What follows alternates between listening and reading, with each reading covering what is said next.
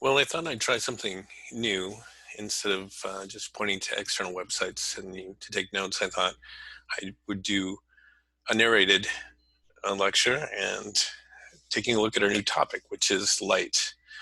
So in Google Classroom, you'll see a new topic, and I posted light, refraction, and optics. So that's going to be a link to Google slideshow, and I'm just going to walk through it with you. This is just the first half. When we take a look at the topics that we're going to address, this is all about how you can control light. So most of the time we're just used to light coming towards us, and we use it as a really important part of our sensory information. But you can also definitely get light to do what you want it to do. I'll also share with you a short slideshow on optical illusions, which is pretty fun. And so we recognize the fact that when we perceive images, it's a combination of both how light enters your eye and creates images, but also what your brain does with the images. We're just going to talk about how to control light for right now, and then I have a separate slideshow about how the eye sees. What we're going to work with is what's called the ray model of light, where we assume that light travels in straight lines. Light can actually be much more complicated than that. But for starters, we're just trying to get a rough idea about what it means to actually see something. And what it means is that light has to scatter off some object, light originating with some kind of source, a light in your home, the sun, LEDs on all your little devices. And so those sources of light then have light that travels off in all directions. So let's suppose that you wanted to share a video with a friend. Well, light comes from your phone, and both of you are able to perceive the same image because light is scattering in all directions. When light hits a reflecting surface, it bounces, and it bounces out at exactly the same angle it comes in at. This is called the law of reflection, and it's just about the easiest law we have. So the angle of incidence is equal to the angle of reflection. And we're really used to that anytime you've been, playing with a bouncing ball or something like that. Now that requires our surface to be really, really smooth. When you go into school in the fall and you check out the gym floor, it's usually been polished and it's really, really shiny because the wax on the gym floor is really, really smooth. And the wax in the hallways too. But then over time, it gets scuffed up a little bit. And then what we see is more diffuse reflection. And then the light scatters off in all directions. If you happen to be by the lake during sunset and the water seems to sparkle, that's what's happening, is that the ripples of water all catch the sun at different angles and reflect it in different directions. We call this diffuse reflection. And it's hard to really form solid images off of surfaces that are more diffuse. So when we look at something in the mirror, what's happening is that we see light that has reflected. And this reflection of light means that when the light enters our eye, we're assuming light has traveled in a straight line.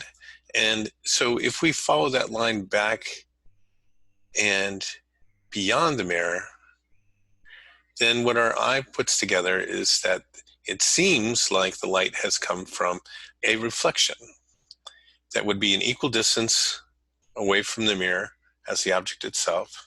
So in the morning when you're brushing your teeth, you can see an image of yourself, but the image is actually a little bit different than the object. And if you notice carefully, if you're brushing your teeth with your right hand, look at your reflection. It's brushing its teeth with their left hand. Ooh. So that anti-you has some interesting properties that are a little bit different than you are. This is called a virtual image. It's virtual because the light doesn't really go there. It just looks like it came from there. And in order to create this image, you need two rays of light. But in reality, there's lots and lots of rays of light.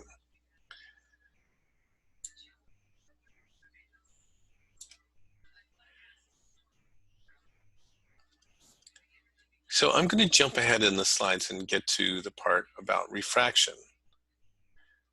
So it's a pretty big jump, but, I think you'll understand why. So refraction is a bending of light when it goes from one material to another. And the amount of bending is determined by something we call the index for refraction. Really what the index of refraction is, it's a measure of how the speed of light has changed when it goes from one material to another. And what we mean by different materials is the, quote, emptiness of space, although space isn't really empty, and air. And so we sort of define that as approximately 1. Then water has an index of refraction of 1.33. Now, this is the speed of light in space. That's what C is. And then this is the speed of light in any one of these materials. So light is the fastest in empty space, and it's slower in other materials. So an index of refraction of 1.33 means that light is 33% slower in water. And the champ of refraction is diamond, where the speed of light is 142% slower in diamond than it is in air. So what does that look like then? Well, if we look at a ray of light that hits a boundary between one material and another, where the speed is different, and if you wanted to think about this, imagine that we have a car that's traveling along, and the car is traveling along, and maybe it's going from dry pavement into sort of flooded water, or snow for that matter. And as the car is coming along, let's see, if we were driving the car, then here in the US, we drive our steering wheels on the left-hand side.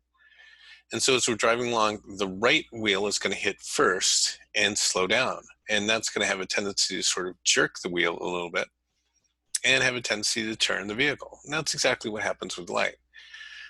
So the angle that the car comes in at is called the incident ray. And then the angle that it's steered at after crossing this boundary is called the refracted ray. There's always a little bit of reflection associated with this also. And that's important to consider.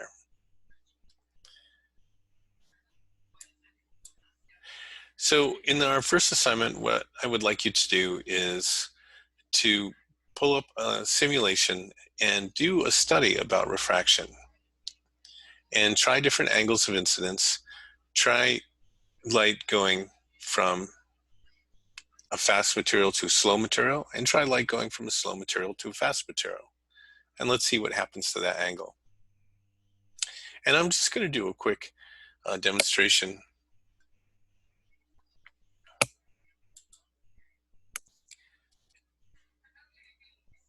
And I'm going to do that by taking a look at my projector. Okay, well, here we go. I have a little laser. Of course, Mr. Chase has a laser at his desk. And I'm going to just zoom this in a little bit more so we can see a little bit better. All right, that looks good. Just going to do a quick focus. I have a small dish of water, and I'm going to shine this laser into it. So here's my laser light. And it's a little complicated because I couldn't really find a dish that was perfectly smooth.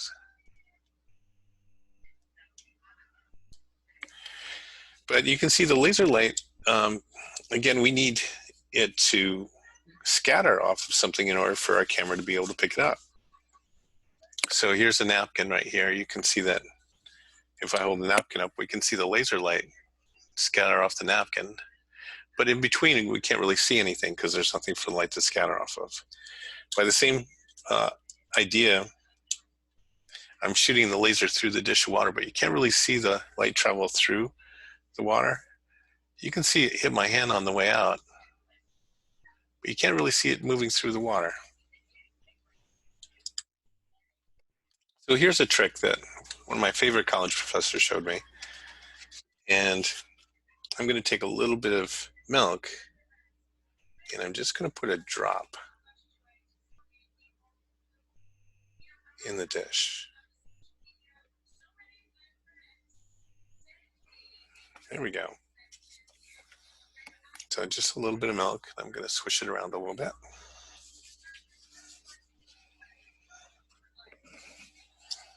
Okay, and here we go. So I'm going to take the laser again and shine it. And now I think you can see the laser beam a little bit better. And then now if I shine it through the edge, you can see that the light definitely bends. Let's see if I can identify that a little bit better.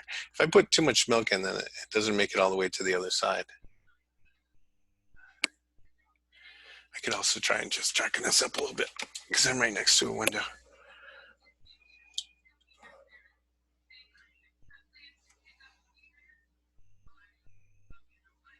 Okay. Yeah, that's about as good as it's going to work out. Okay, so we shine it on the side, and here's the bending that we're taking a look at. Maybe just a little more milk.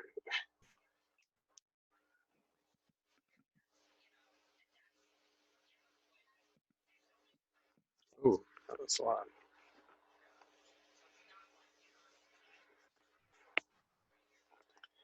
This is Professor Dietenbeck's trick. Yeah, good. So you can see the laser beam traveling in it. And if I put it off to the side here, you can definitely see that the laser is going this way, but then when it hits the boundary, it turns.